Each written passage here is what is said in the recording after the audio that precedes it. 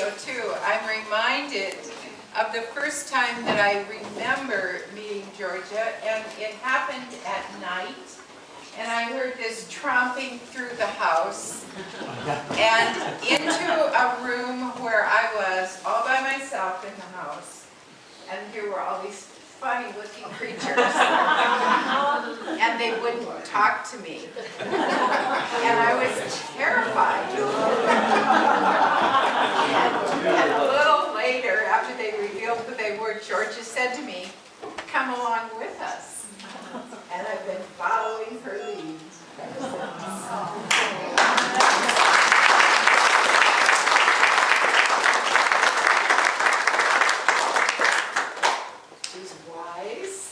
And she's game for any adventure. And I recall driving through South Dakota with Georgia when she was presenting her material on Ola and pear to a log over there. And after it was over, I said to Georgia, "Well, shall we go home?" And we did. And we drove all the way home from, where were we, Sioux Falls? Sioux Falls, South Dakota, after she had made her presentation. She was up for that. It seems to me that Giants of the Earth Heritage Center is sort of a sandwich museum. And I think of Georgia as a sandwich genealogist as well. She embraces all of the old ways of keeping track of genealogy, but she also has 40,000 names and 7 family trees on her computer that she can use as a resource to help people who call her from all over the United States and from other countries around the world as well. They know her as the go-to person when it's time to research genealogy. And so Georgia has traveled thousands of hours from the time that she began with those scrapbooks full of obituaries that she asked her father if she could have. And she is teaching us in Giants what it means to be a genealogist. And she embraces all of the science of the 23andMe in addition to honoring the old ways of keeping track of genealogy. And so I think that this organization, Giants of the Earth History or Culture Heritage Center, has so much to continue learning from Georgia. And we just honor your presence and your inspiration that you give to us. And we want to give you a memento of this evening and honor the work that you've done for decades. So can you come here, Georgia?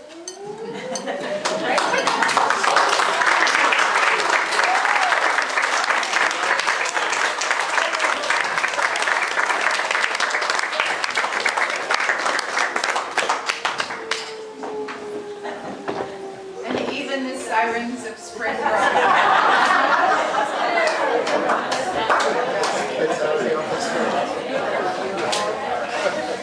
Please accept this beautiful painting, signed and dedicated to you by Sigmund Orsted.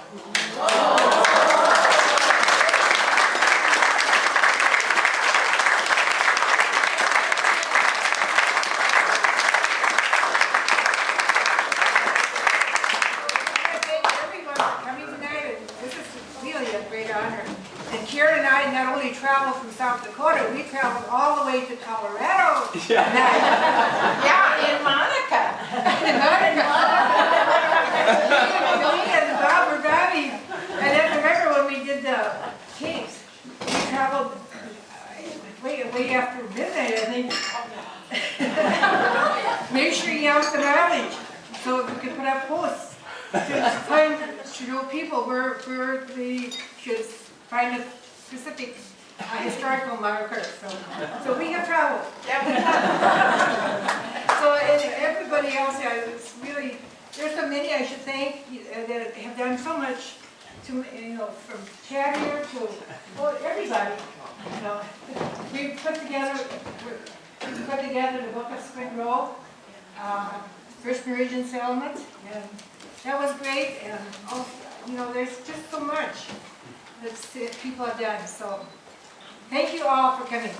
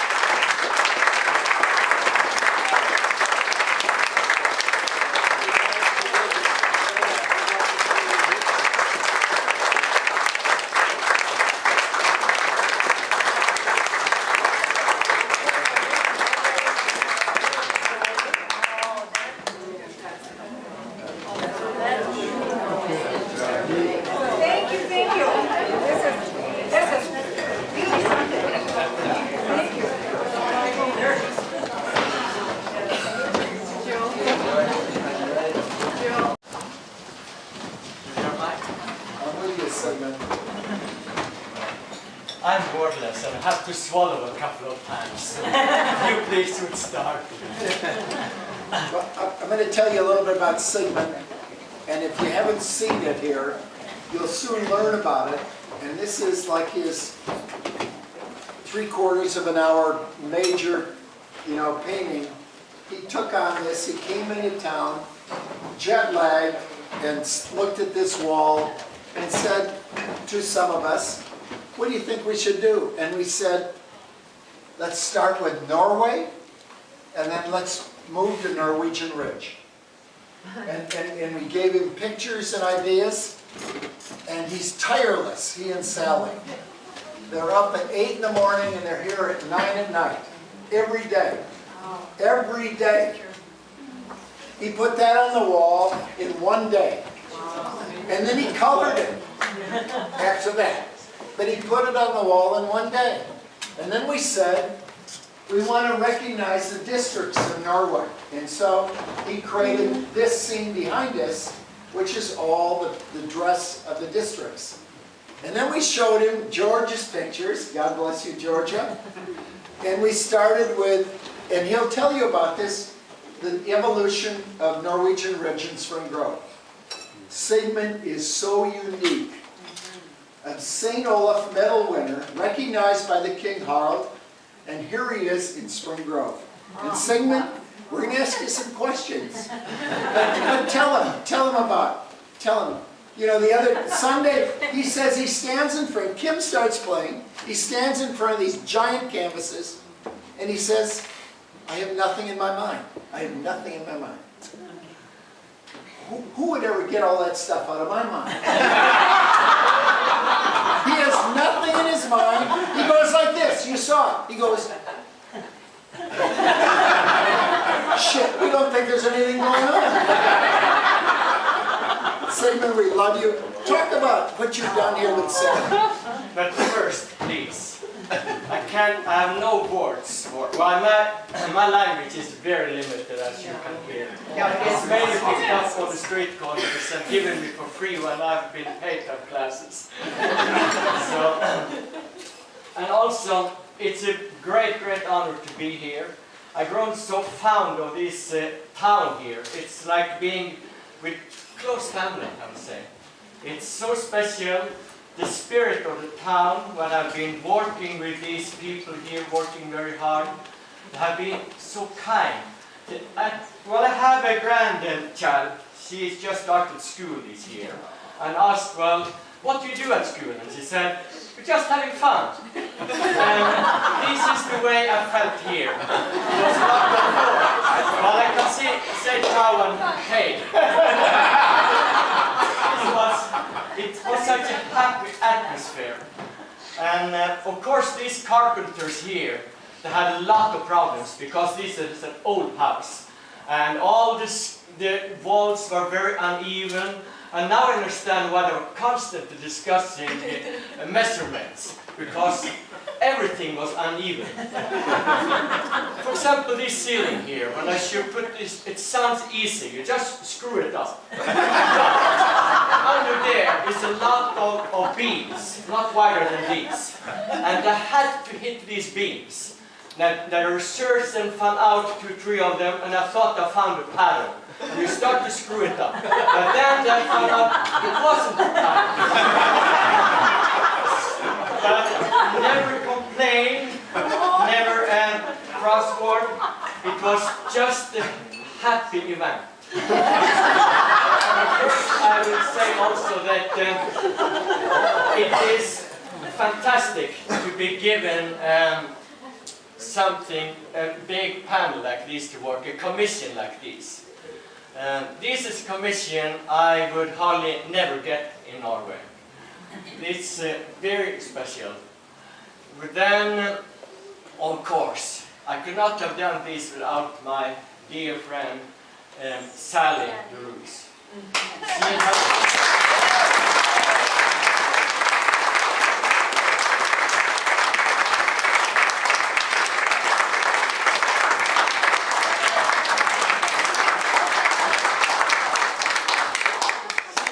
My collaborator on many jobs for many years. And strangely enough, I learned to know that family. The very first day, the very first time I came to the corner, I walked up to a man's clothing store, and the very first man I met there was Harry Haugen, Sally's uncle. And he spoke Norwegian fluently, like he never had been out of Norway. And we became close friends, and later on, I think I know, well, many generations of your family. And on the very first restaurant I did in Chicago, I saw, the timing is very difficult when you get a commission like this, to come out right with the timing. And I saw I would not get there. So I desperately started to think about who to call on to come to help me, because there should be a lot of writing on the walls. And then I called on Sally. She jumped in the van, as she has done time over now, with her brushes and paint, and salvaged me there. So, well, there are too many to mention. The hospitality I've enjoyed here, and it has been a fantastic stay. But, well, I won't make this too lengthy then. You asked me, what did you ask me about? You asked me Sigmund, first, before we get into the painting, Yeah. I want you to tell them what your mother said about your talent. Yes. Should I tell them about the first mural then, too, I did? Yeah. I'll do that quick then. And I just got a little into art and started to draw from a model. And when I got home on vacation, I decided to paint a little mural, so to say, over our stove. And painted a deer, which was rather safe, but also painted a mermaid, kind of looking out to the ocean, waving to a ship going by. And it was halfway from the back, so it was rather decent at all. A lady came in, and my mother proudly showed her into that room to what I'd done. And she looked at it and she said, something like that I would never have in my house.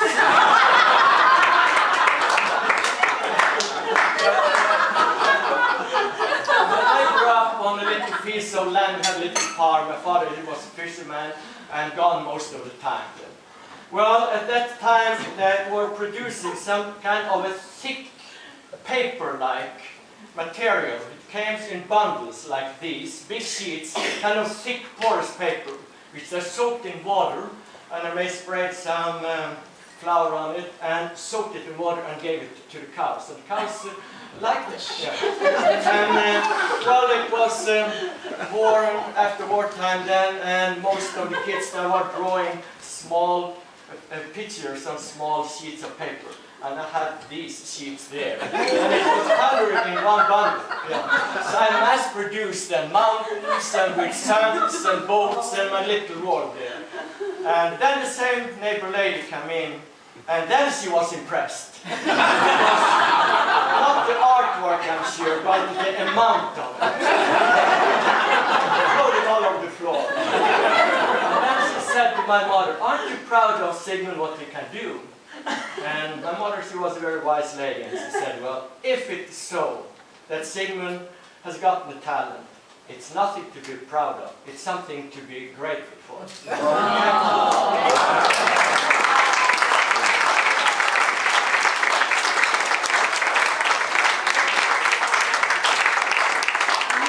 Sigmund hasn't told you is the cows ate the paintings. I was very early when it comes to recycling.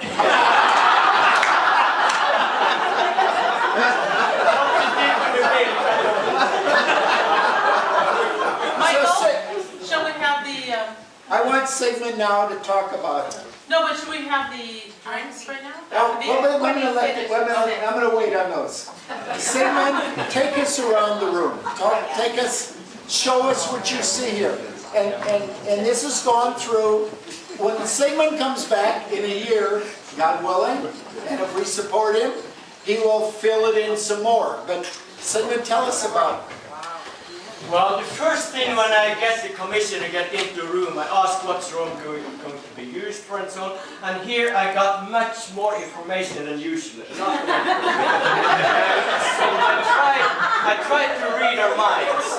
And I was asked to describe Norway as a country and also the immigration.